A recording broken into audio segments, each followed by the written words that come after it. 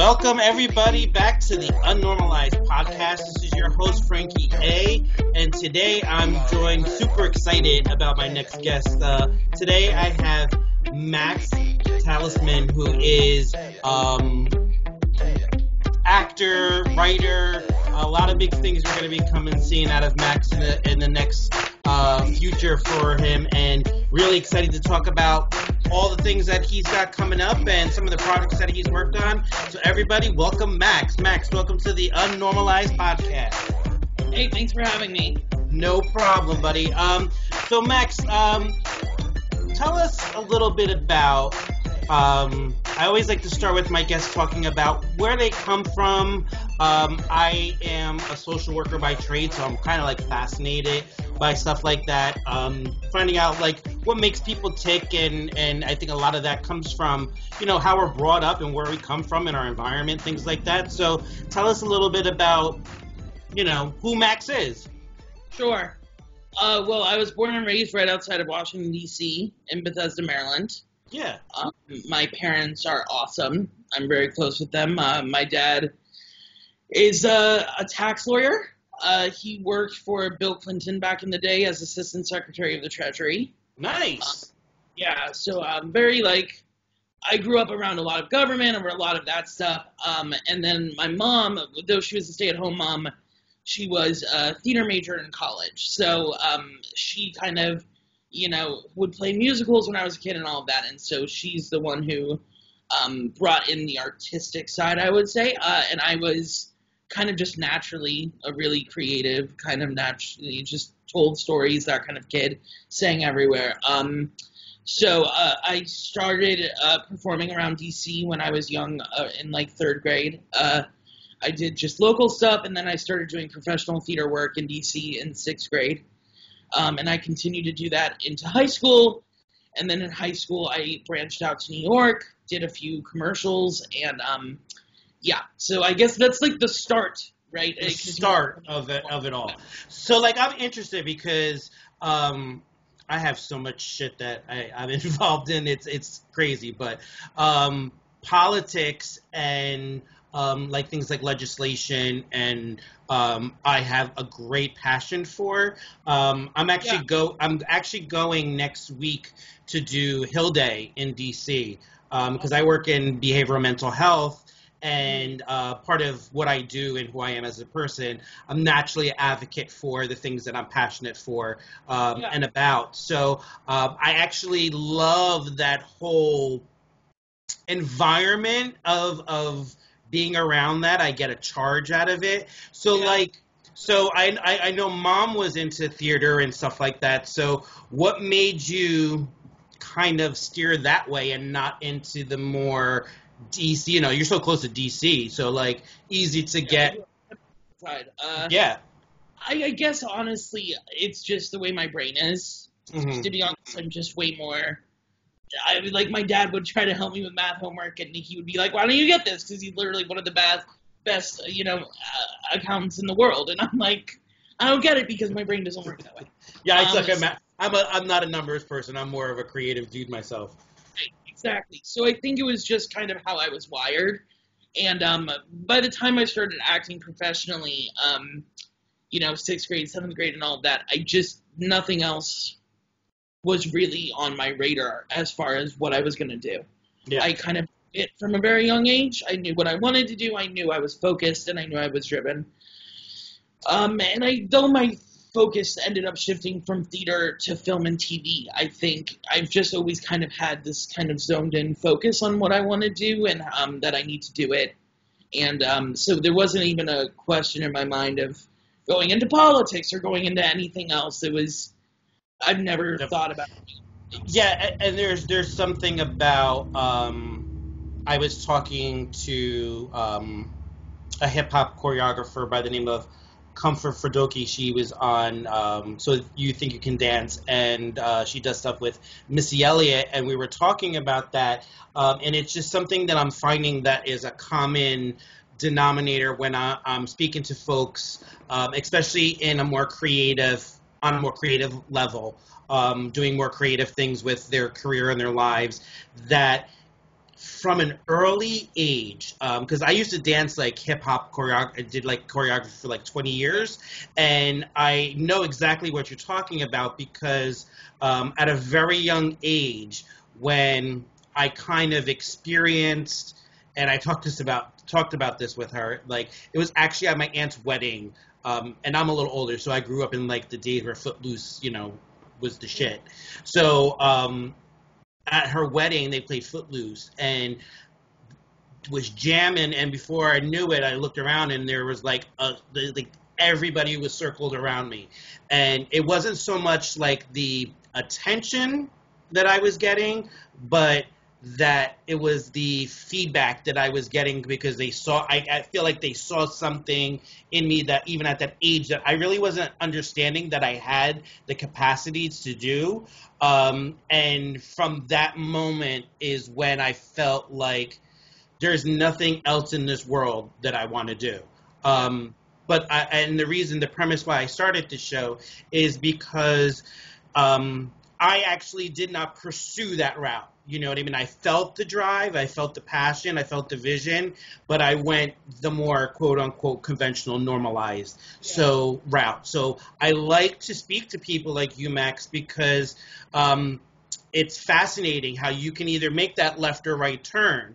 The right turn being the more conventional route where it may be a little easier, softer way to do. But it takes a bold, courageous person to stick with that. You know what I mean? Like that vision that they have for themselves. So, how was that like for you growing up with dad being such a predominant person in like finance and stuff like that? Was it supportive, or was it like, like maybe you should pursue like this other route? Like, I'm just gonna straight up say I couldn't have had more supportive parents my whole life. My dad, I've thought about this recently. My dad, he's a very successful person. He is one of the best at what he does.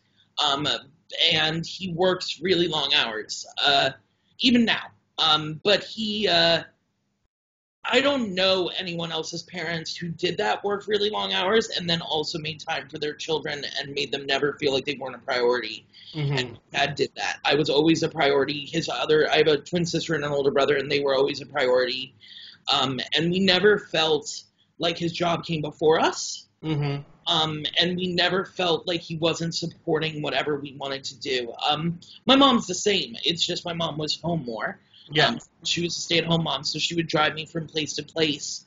And I think, listen, when you're a kid and you're successful, I think that breeds, that you want more success, right? And so even as a young person, you kind of are like, oh, I can do this, I can be good at it, and so that's what I'm going to work for. And so even then I knew, like, I'm not going to be a mathematician, I'm not going to be a scientist. Like, these are things that I have to get through, but they're not the things that I'm passionate about, and they're not the things that I'm going to end up working on. Yeah. So I think when you kind of know that, they can be peripheral. You know what I mean? They can be, and you can have to do them, but then you can really make your focus something else, even if you're in high school. Yeah.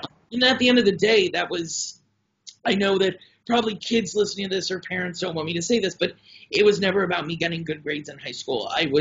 My parents, obviously, they probably wish I got better grades in some courses, but at the end of the day, like I said, I knew what I was going to do. I knew what I was good at, and I wasn't going to have my focus diverted too much. Yeah. No, and that's fine. The message that you're sending, like, because there are people, out there, and that's again what the premise of the show is about, is that there may be somebody listening who is not connected to getting, like, school is not for everybody. Listen, I'm a very big advocate for education, but I am a parent of a 17-year-old young man. And before doing this and working in the field that I work in, I was a chef, so I didn't, there's other avenues that one can pursue if long-term schooling and all that kind of stuff is not what you do. Max, is a craft. It's a trade.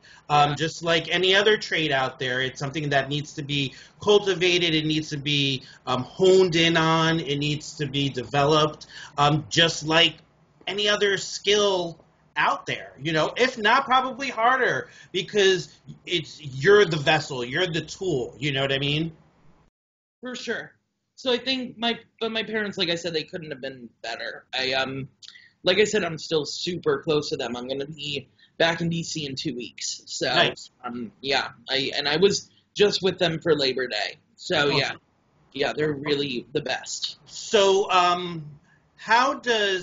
and you started off very young in getting involved in all this. How do you, at that age, I mean, I'm just thinking about, like, when I was that age, I don't know if I would have been able to juggle the balance between, like, being, like, a kid and having such a career, I guess, at that young of an age.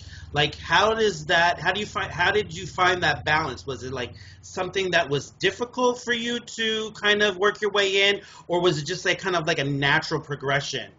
It was definitely a natural progression, because I started to do, like, theater with this youth group, and, like, they did shows, but there was all young people, and my first professional show was an incredible experience, and it was a kind of a whirlwind, and it was amazing, but I felt like I'd built up to it, and it didn't feel that out of place for me. Yeah. It was in the middle of my bar mitzvah. I took 2 days off to do my bar mitzvah and then went back to work.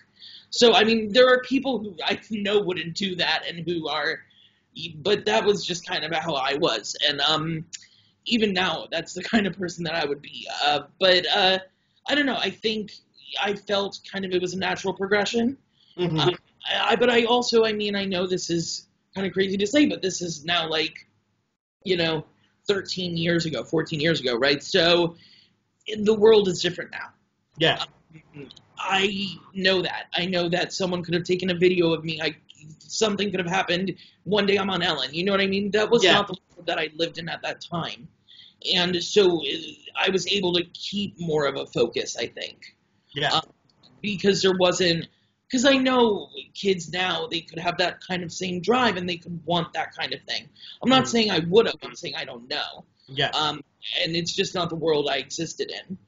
The world I existed in, people weren't discovered that way. Yeah, you actually had to, not to discredit anybody like now who is coming up that way, but you actually had to go pound the pavement and put the work in just as a child, getting into a child actor or somebody getting into theater at that age, like somebody who's been a veteran doing it their whole lives, you know what I mean? It was like the same process. So, yeah, I guess like you never really think about that. And I'm very aware of that and kind of how technology has changed life for people in the past 10 years. Mm-hmm. And just how grateful I am that I'm not in high school now, to be honest. Yeah.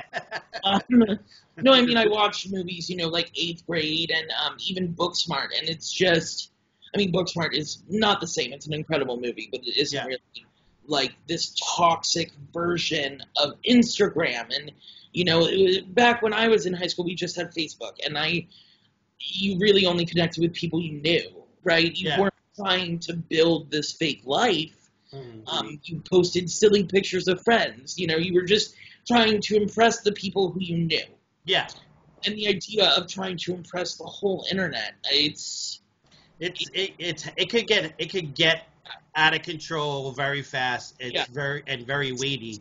Kids who are wanting to do this kind of thing, I think, to start to think about that kind of thing too early, it can't be a positive experience on the psyche and on a child.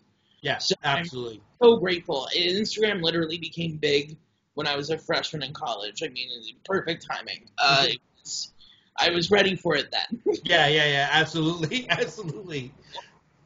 Yeah, because I can't even, I mean, I'm 43 years old, so there was no internet when I was in high school and stuff like that, but I can't even imagine the things that I was doing back then being broadcasted, on every social media platform for my family to see and everything like that, to be ridiculed. And like nowadays, that stuff sticks, that could one bad move and totally. But yeah, I think that's kind of going back to the question. It was easy to kind of keep a focus because you weren't like someone can film me on their phone and upload it to YouTube, like that kind of thing. Yeah, exists. So it was very much job to job, work to work. And my mom was very much of the mind of my kid is going to have a childhood. She was there was no diverting her from that. So good. I mean, like, as we hear horror stories all the time about people who young like that coming up through, the industry, like how disastrous that could be. Yeah, my mom was very much not going to let that happen to me. So at the end of the day, I guess I'm grateful. I am that I had a childhood. Obviously, as a kid, I wanted to work and I wanted to, I felt like I could. But now I'm here. I know that I'm a more well-adjusted person because I was able to work and then go and be a kid and do things that, I wasn't being recognized on the street. I was able to just hang with my friends. Yeah. That gave you like the nice balance to have the professional Max and then have that normal childhood where you can just hang out with friends and do the normal kid things and not have to worry about it being... For sure. And I think a big other thing that I am so lucky about is growing up right outside of D.C. It's a very, liberal place. It's a very open kind of place. And I was never bullied for being an actor or never bullied for wanting to do musical theater or any of that. I was only looked at as really cool. That's to be honest. Great. I love that. Yeah, I was lucky. Especially, middle school especially. High school was different because I wasn't bullied, but it just wasn't the same kind of thing. But in middle school, I was very much looked at as cool by my friends and by people who were peripheral to, and that's something that as a young person is important. Yeah. Obviously bullying is such a terrible thing right now. Once again, going back to Instagram and all of that, it's existing on there. Mm-hmm. And I was just kind of lucky to be in a place where it wasn't part of my life. Yeah, well, that's, especially because I know I've had my own experiences with being somebody who was doing something creative.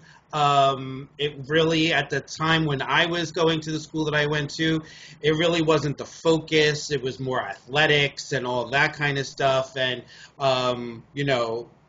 I got bullied a lot in school because I could dance. One, I grew up in an inner city, so it's a white boy who dances hip hop. I had adversities with that because, they're like, people are like, you're a white boy that can dance, and it came with a lot of like baggage. And luckily I was grounded with a situation like you with great parents that said, while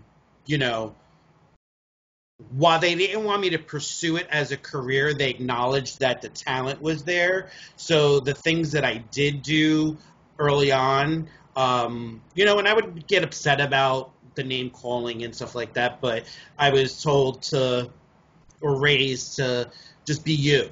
You know what I mean? And I think that's important, especially now, to have parents like the way we had parents that were supportive of that situation, because that's where things get a little bit messy in now that I see that we're dealing with, is just what you said is now it's one comic gets splattered and it just gets out of control.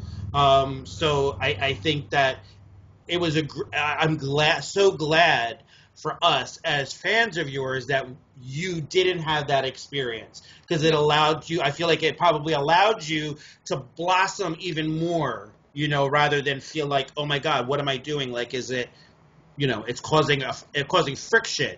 Yeah. Yeah. So, what was your like big break? How did you, you said you started out in commercials, correct? Yeah. I mean, hopefully my big break hasn't happened yet. Yeah, hopefully it hasn't happened yet. I would say the thing I'm most well known for is Super Dark Times right now. Yeah. Yeah, so that, like I said, I mean, obviously I love that movie, and people have really responded to it, and they love it, and it's a big hit on Netflix, and a lot of people really love. Like I said, yeah, but hopefully that's not. No, everybody's got to go out and check it. Like, I checked it out this weekend, and I absolutely loved it. I thought it was great. Yeah. And that's the beauty about, like, something like a platform like Netflix, is that it gives great TV, great movies that may not, like 10 years ago, not have had that platform or that avenue to thrive and succeed, and allow actors like yourself to have a presence, that people could start receiving what you do. You know what I mean? I think this is going to be a great way for people to see what Max is all about. And like you said, I hope this isn't, you haven't had your big break yet. I hope so too. Yeah. But yeah, I mean, it's an awesome movie, and it was, I'm really lucky to have been a part of it, and it's a special experience. The Yeah. whole thing, the whole time. It was my first full-length feature, and I kind of just feel very blessed that it was. Mm-hmm. Very lucky that it was such a positive experience. Because a lot of people don't have that, and a lot of people don't love their first anything as much, Mhm. and they just have a deep love for the story, for the script, for Kevin, the director, for the cast. It's true. I feel a really deep connection to the movie itself, and so I'm nothing but grateful and happy that it happened. And yeah, it was amazing.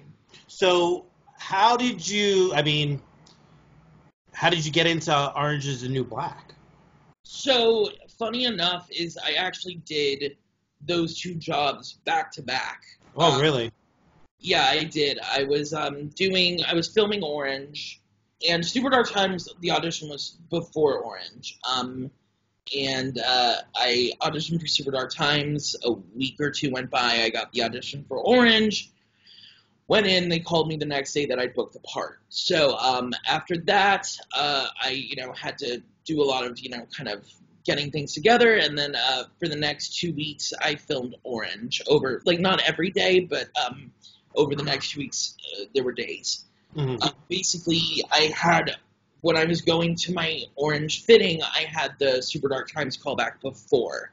And that was when I met, like, the crew, Kevin and Rich, who's the producer, Jed, who's the producer, Ben, who's the writer. They were all there. And so that's when I met all of them. And then I went on and I did the fitting for Orange, and another 2 weeks went by. And then the day I was wrapping Orange, I found out that I got Super Dark Times. I wasn't going to wrap Orange that night until like 1 a.m., and I had to be on a train to upstate New York for Super Dark Times the next day at 6. Wow. So I got like 3 hours of sleep because I ended up getting home at like 2:30. I packed because I wasn't packed because I didn't know I booked the job. Packed enough. I knew that I was coming back because it was right before Thanksgiving, so I knew I was coming back for Thanksgiving. So I was like, just pack enough for like 2 weeks, and then you'll come back. So that's what I did. And then I hopped on a train, and I got picked up at a train station, and an hour later I was in rehearsal for a movie, and the next day we started filming at 5 a.m. And for everybody out there who thinks, like, I mean, I don't think that, but for people who out there who may have the misconception, like, oh, it's like such easy work and things like that, I want you to listen to what Max just explained to us. And you talk about having to get your hustle on and being dedicated. That's what being successful in the industry is having to be able to have the flexibility where you can go from one project to the other, and catch those opportunities when you can, especially building a career like you are. that's phenomenal to like be able to wrap one project and in a couple hours you're on to the next one. Yeah, I mean, it was kind of a crazy whirlwind. For the first day of Super Dark Times, we had rehearsals, and then everyone was kind of getting to know each other, getting drinks and whatever. And I was like, guys, I gotta go to bed. Like, sorry, like, I'm really excited to be here and get to know all of you, but I'm on 2 hours of sleep right now, and I gotta be up at 4 because we started shooting the next day at 4. And I was in the first scene, so I was like, I gotta, like, bye.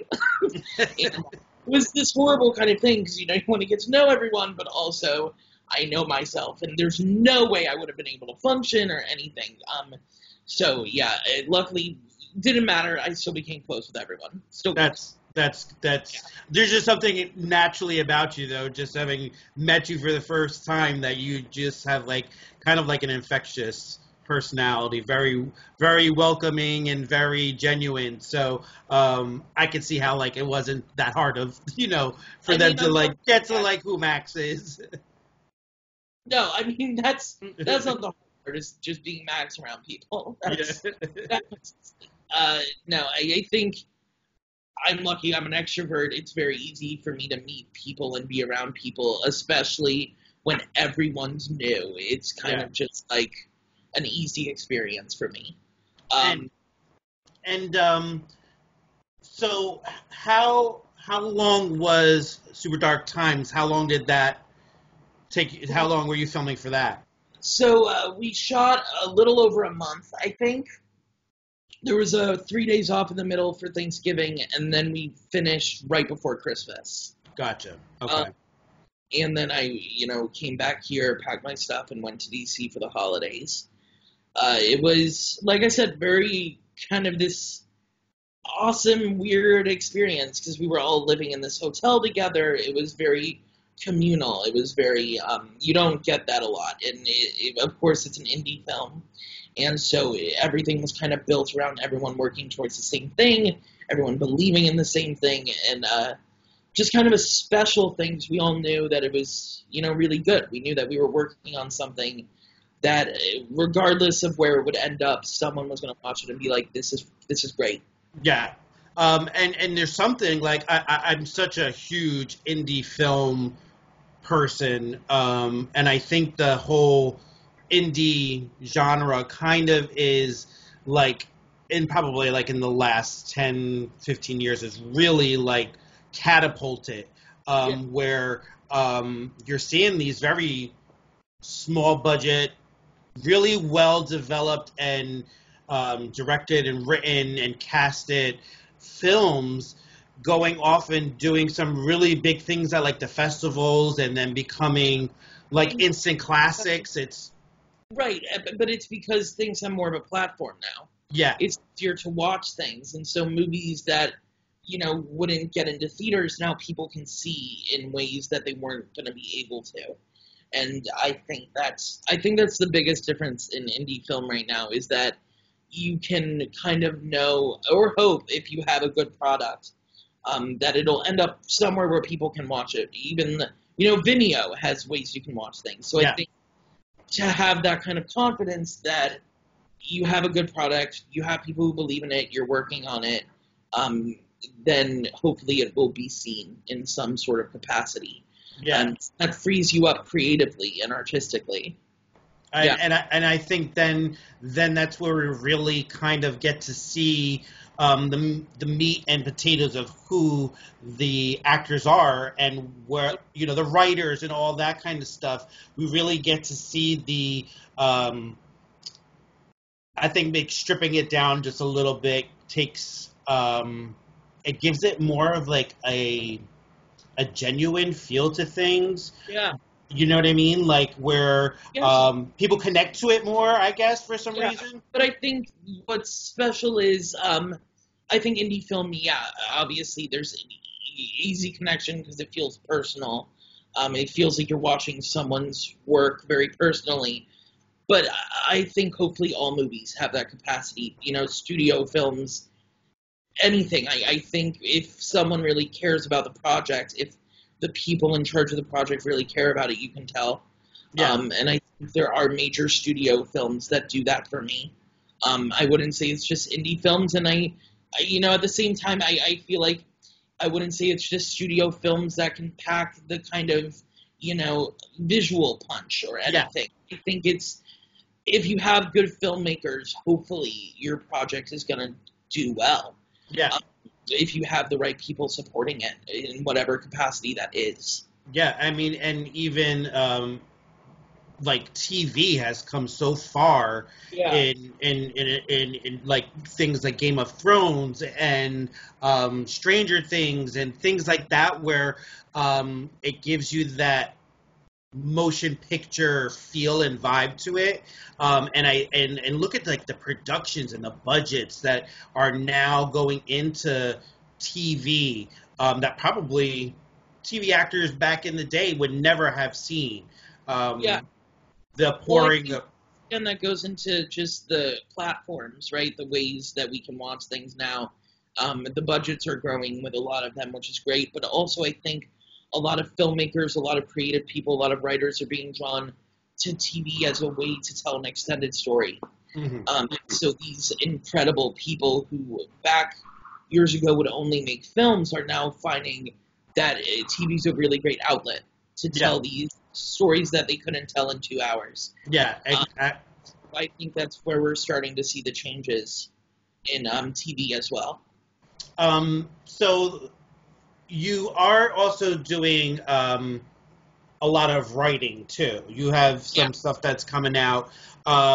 So how is that, Max? How is that process compared to being an actor, being in front of the camera, maybe a little bit more, or a lot of it more structured, timing and shoot wise and all that, to then being behind the scenes creatively? Yeah. Well, I'll start off by saying that I really only write for myself. I really only write things that have a character for me, or have a voice for me. I think that's has nothing to do with me not believing in other actors. It's just me feeling like I don't normally get to play roles that I think I can play, and therefore I think that's the kind of thing that I want to write. So that's very much what I'm doing there. As far as focus and all of that, it's writing is whenever I can do it. Acting is my day job. I have auditions and I have callbacks and all of that, and then the writing is probably like midnight to 3 a.m.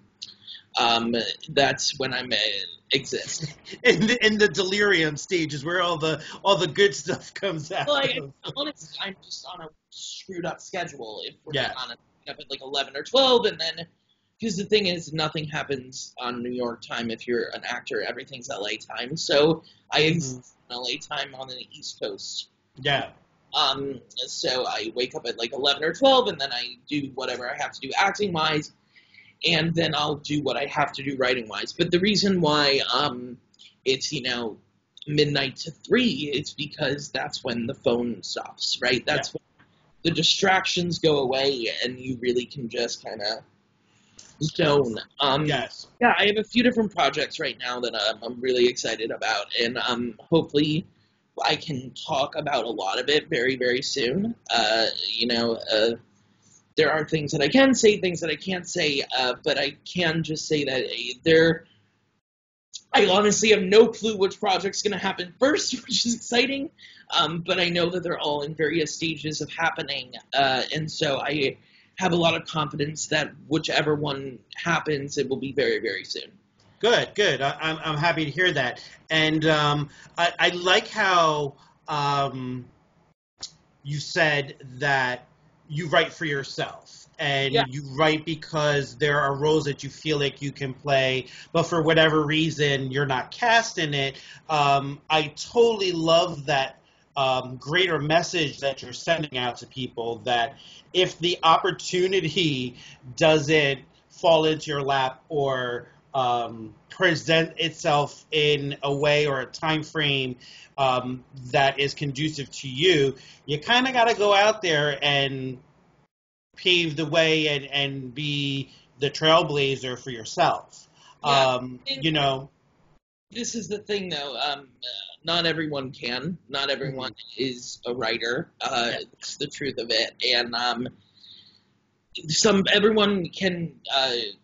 I encourage everyone to try to find your creative voice, because even if you're not a writer, you're an actor, and your voice is specific, and it's only going to help you find it. But at the end of the day, I think I'm proud of myself, because I was only acting, and I was really only focused on acting, and then there was kind of like a lull after Super Dark Times of not many auditions, not many anything, and I was just kind of like sitting here. I'm not gaining anything by sitting here, but I feel like I can do more. And I wrote when I was young, and like I said, I told stories, and I was very much a creative person, and more so than just telling other people's stories. Yeah. And so I just kind of wanted to get back to that. I wanted to get back to see if I could do that.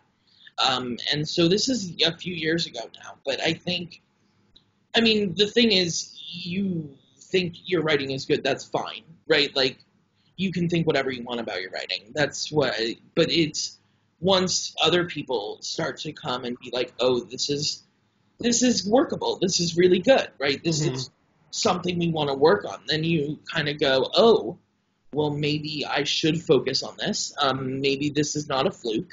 Yeah. And maybe it's not just me who wants to see these stories.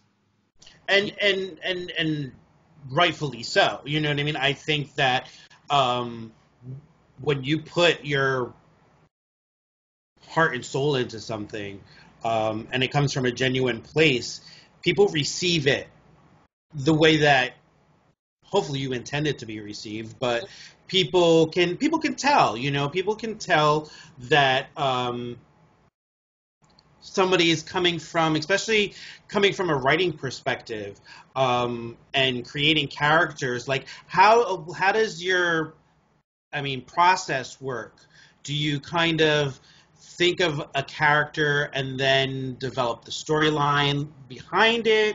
Or is it more of like you get the concept of a storyline and then try to fit your character into that, without having to give us a master's class in like acting and writing? Like, do I even know? I think it's kind of different with each project, with each thing I write. I think I come up with a premise. And it can be very, very basic. And then the thing is, I really have to write, because I start a lot of projects, but every project that I've seen through and that's going places, I've had to write one really good scene to get me started. Once I write that, then I can kind of see where the project can go. Gotcha. So that's kind of always my test, is the first scene, seeing like how I can do it and if it's worth it. If I can't write a first scene for the project, that means that I'm not meant to write it. So yeah, but I think I'm very much like, I kind of let it take me wherever it does. I try not to think about it too much when I finish writing for the day. I try not to focus on what my next plans are. I think I have general ideas, but I really don't know exactly what's going to happen until I'm writing it. And I think that's kind of exciting. I really like that part, to kind of come up with it while you're building the world and building everything. So it's really my process, is kind of just creating this first scene, creating the premise, and then just letting my mind, your creativity kind of just take it in whatever direction that it unfolds to go. Yeah. And I love how you said that, like, you're creating a world, you know what I mean? Because people want to lose themselves in that, you know what I mean? And it is like building, it's like the foundation for everything, you know what I mean, that you're putting out there. So yeah. I love that whole concept of like building a world, because even from a writing perspective, like a lot of the times us as fans, we don't realize that there's a process that goes into. We see the end result. We Yeah. see the finalized, nice, clean, product, but the creative process that goes into doing some of these things, from a indie film to a large scale major motion picture. There's a lot of moving parts that go into something like that. So, like, how do you juggle all that stuff? Well, Like, I think you try to, even though you're getting, all this different advice and all of these different voices, you try to make sure that the voice that's clearest is still yours. mhm. That the person whose vision is still coming through the most, at least in the writing, is still you. Yeah. At the end of the day, that's what's important. And so I think you just try to really keep kind of a focus of, these are the notes, these are what other people want the notes to be. But at the end of the day, you're the one telling the story, so it has to come. If I don't believe a note, I'm not gonna change it. Yeah. It's at the end of the day, that's how I feel, and I know. Listen, a studio could come tomorrow and be like, "We want this, except all of this is gone." Yeah. And maybe like, how much? Yeah. I mean, come on now. Fight for my creativity. Yeah. So I feel like if I felt like my voice was being taken away, I'm not sure I'd still do that. Gotcha. Yeah, I mean, like, because ultimately, especially when you're trying to develop a lot of these things as a young guy like yourself, you have, I'm sure there is a balance that you have to, like, pay the bills and stuff like that, but also not give away your integrity behind the project.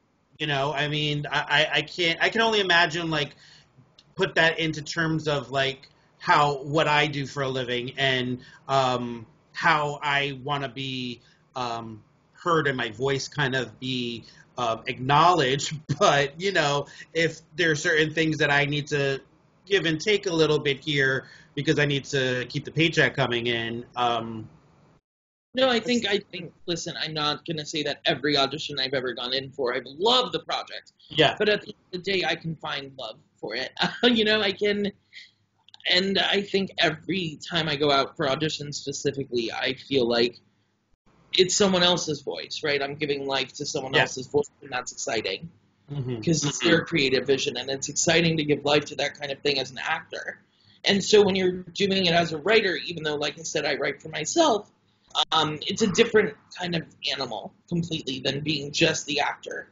Actor and the writer, it is my voice, right? Like, these characters all come from my mind. They're all, like I said, I create worlds, right? So I create, it's very, to me at least, I don't know about someone reading it, they could be like, this is junk, but to me, it's very intricate and very specific. And so I can only imagine that someone who I'm auditioning for, they feel the exact same way, So I feel the exact same way towards their work. I feel like I owe every audition 110% of me, everything I can give it, and hopefully I can bring their vision of their world to life.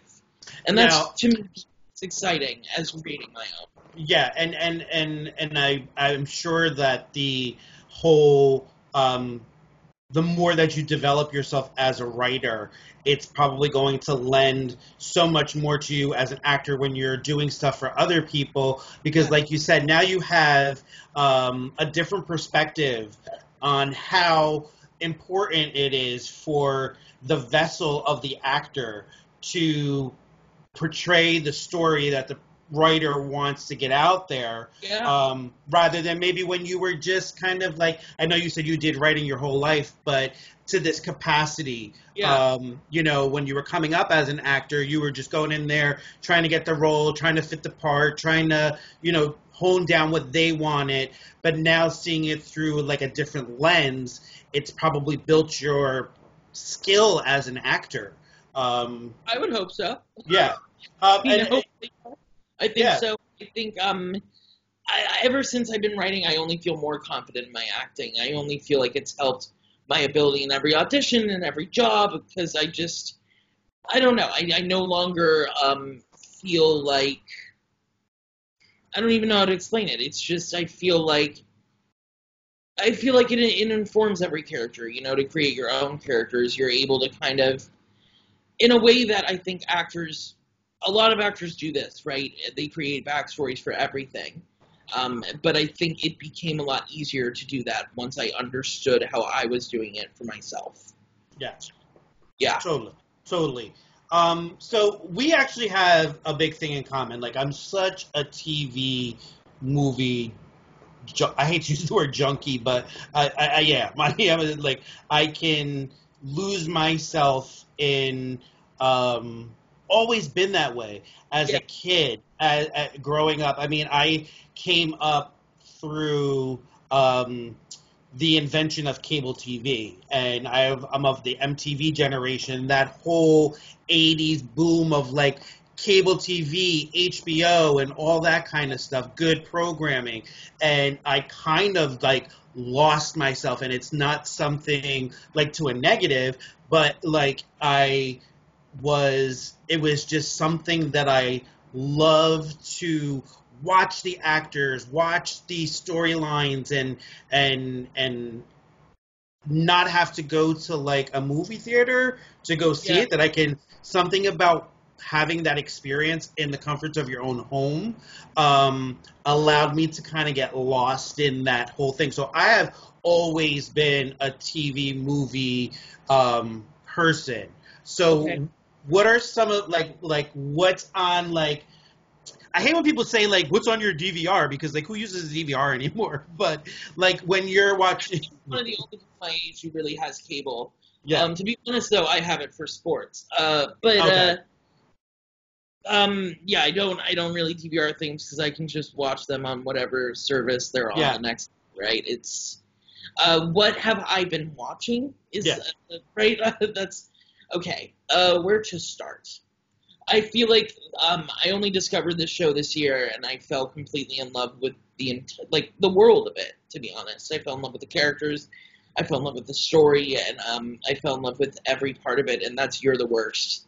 And I can't stop kind of going back and just feeling it. I wish more people had watched it, because I wish it had lasted longer. I'm glad they were able to tell a complete story, and I'm glad that FX gave them that opportunity. So...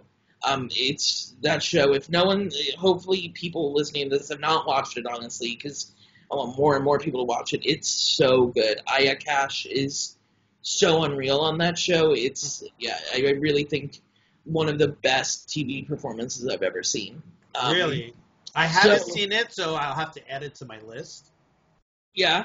I would also say I've watched the last 2 seasons of Oz, and I've just been kind of amazed by it. I think it's so awesome that this story can be told on TV now.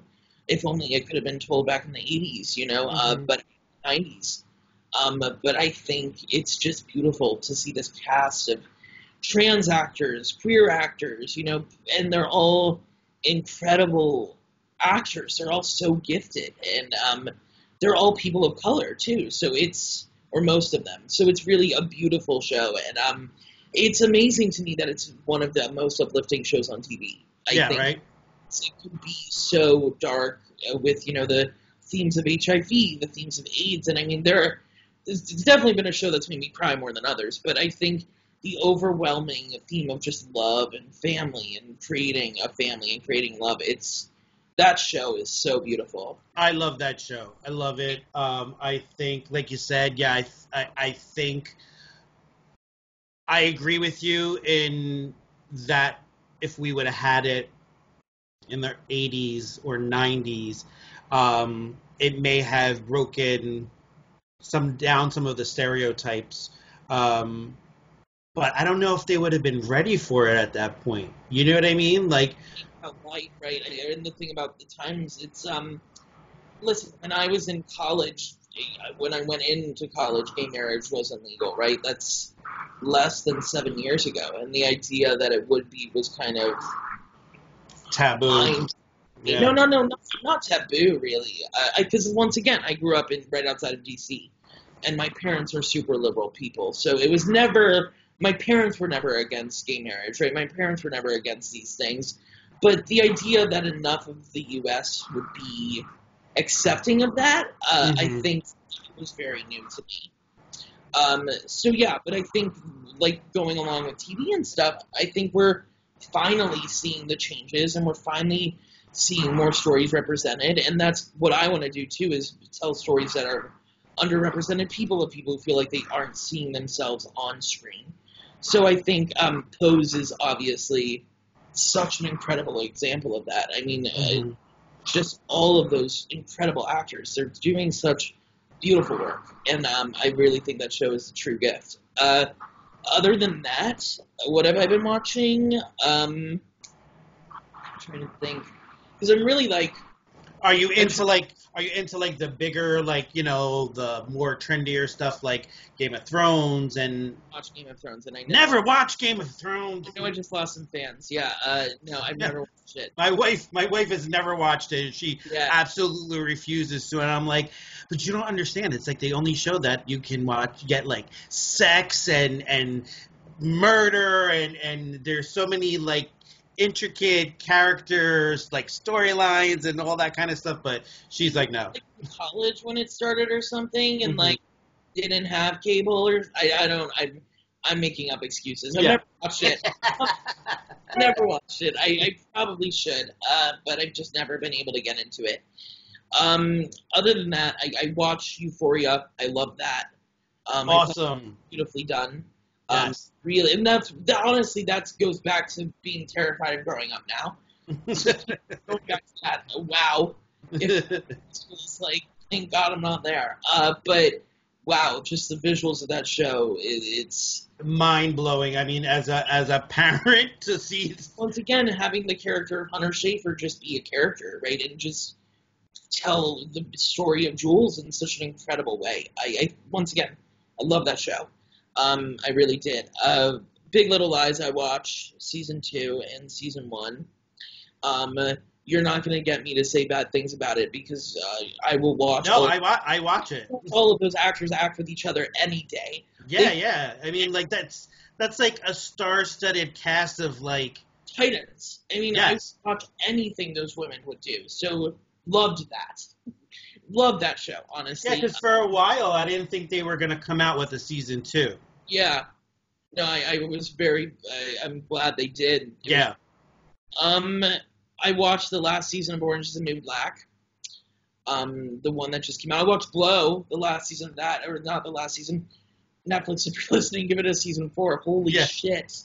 What a great show. I haven't seen it yet, and I'll tell you why. I haven't seen it yet. Because I used to watch Glow Mm-hmm. back in the 80s. Yeah. So like I have this like perception of it, but I hear it's such a really great show Beautiful. that I have to get it into like my routine somehow. Yeah. Try to fit it in because New Black was the same way, right? Where we had these large casts of women of all these different sizes, all these different, ethnicities, all these different backgrounds. And Glow is the same. They tell all these different stories in the same way. But it's a little more comedic than Orange. I just think I'm so glad that those kinds of shows are happening. I just, there's so many different stories to tell. There's so many different people to hear from. Rami was amazing for that reason, by the way. Beautifully done. Kind of brought things. I'm Jewish. I'm not Muslim, and you never really think about the experience of because I'm not a not crazy religious, but super religious person. yeah, I know what you mean. Yeah, I'm very spiritual, but I'm not. At the end of the day, I very much do consider myself Jewish, but I don't go to services every weekend, all of that. And to kind of think of it through this millennial lens of being religious and honoring it, and but still wanting to live your life as a millennial. And I felt it very much resonated with me, that show. I thought it was really well done, and really kind of cool to kind of bring in these big ideas, right, and tell them in a very, very obvious way, so everyone could understand them. Yeah, because people don't think that like millennials have that depth for some reason. I don't know why. I guess maybe I see it a little differently, Max, because I have a 17-year-old. And a lot of people say, oh, they're like lazy, but they said that about my generation when we were coming up. And I think this younger generation, I said it before on another show that I did, that I think people are sleeping on that whole generation. I think it's brewing. You know what I mean? I think we're going to be seeing a lot of things coming out of that whole generation. So why not think that something like spirituality or religion or something like that can't be attached or associated to a generation like that? You know what I mean? Like, no, but I thought it's, at the end of the day, I do think there aren't stories that are talking about that, and so Rami was really a special show to do that, and I can't wait for season 2 of that show. I'm really excited. Yeah, I loved it. I love it. I hate when, well, I love it. I know I love a show when the season ends and it's just like I'm friggin' pissed off because it's over, and I'm already anticipating what the next season is going to be like. And those were one of the shows that, like, I kind of grasped onto that because, like you said, I'm not a super religious person, but I find that I am a spiritual person, and to navigate that, I mean, I'm only 43 years old. I'm not like a dinosaur, you know what I mean? So I'm fairly like kind of in between of being like raised up in an older generation, but maybe because I have a 17-year-old and I'm fairly a younger dad, having to strike that balance. And I think it kind of gave me a different perspective of things, of how I should look at that and how my son perceives it and all that kind of stuff. So I really love that. Like a lot of those type of shows where I feel like there's a messaging behind it. I really try to have my son sit down and like at least give it a shot. You know what I mean? It's really hard when you're. The big one, obviously, and it's become such a part of pop culture, is Queer Eye. Yeah. I think I specifically feel like Jonathan Van Ness, to me, I feel like there's such a power to him, to just who he is and the confidence in who he is. I could go on and on about him. I think he's amazing. I think he's magnetic and just such a special kind of person that I think we're all kind of lucky to see right now. Someone who's that open with themselves. And I know that kind of thing takes so much work. And so I can only imagine what sharing it with the world is like. And he is just, oh, wow, what a beautiful person. And I guess that's why it becomes such a part of the culture, is because that genuine human experience. Like there's people on the opposite end of the camera who are watching it that maybe don't have a voice for themselves, and that person, is telling their story and, touching somebody else's life so they can go out and be proud of who they are. I mean, like, we live in such a divisive, dark period right now, and we need that. We need those people like yourself, who are setting the narrative and writing and telling the stories. I have such a great admiration for someone like yourself, Max, because you're the modern day storyteller, and it's something that maybe a story or a message or something that needs to be out there that really somebody is going to connect with, and change lives. I think that's what's the beauty of things like movies and TV, is that now trust me, I love classics, movies and cinema and TV, but there's a lot of great messaging that's coming out there from production companies and that are changing like the way we really think about things, which is what the medium should do.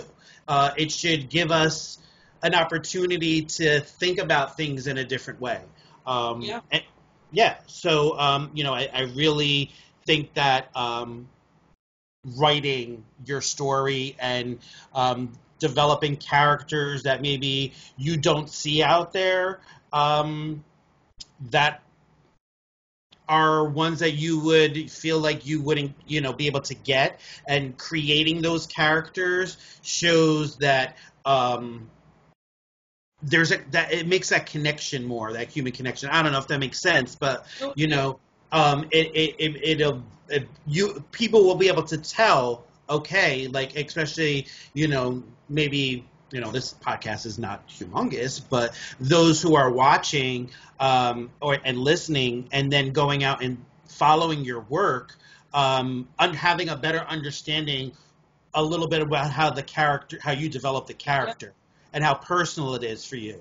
I love when people can throw themselves into their work like that, because I know for me, I connect better to that. I want to see the human struggle. I want to see how people come over out of adversity and challenges and things like that. You know what I mean? And by telling the true story, I mean, that's what people connect with. You know what I mean? Yeah. So before I let you go, Max, and I really enjoyed talking to you. I'm glad that you gave me some of your time today. I think I feel like, okay, where I was talking to an actor, okay, I was talking to somebody we're going to see a lot of big things in behind the camera from writing and directing and all that kind of stuff. I think you have like a really good vision for that. And I'm really excited to see like what's coming next for Max. So I know there's some things that you can't talk about, which I totally respect that.